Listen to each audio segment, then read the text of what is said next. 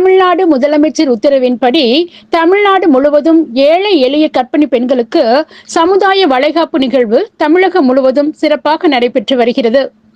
கோவை மாவட்டம் மேட்டுப்பாளையத்தில் தனியார் மண்டபத்தில் நடைபெற்ற சமுதாய வளைகாப்பு விழாவில் கழக தலைமை செயற்குழு உறுப்பினர் டி.ஆர். சண்முக சுந்தரம் தலைமையேற்று குத்துவிளக்கு ஏற்றி விழாவை துவக்கி வைத்தார்.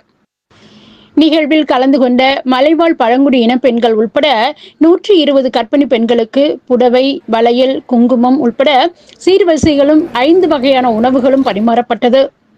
இந்நிகழ்ச்சியில் கலந்து கொண்ட ராஜஸ்தானை சேர்ந்த மம்தா என்ற கர்ப்பிணி பெண்ணுக்கு டிஆர்எஸ் சீர்வரிசை வழங்கி வாழ்த்தியது குறிப்பிடத்தக்கது.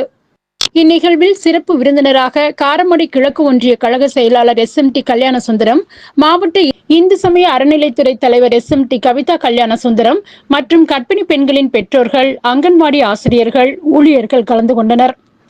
குழந்தை வளர்ச்சி திட்ட அலுவலர்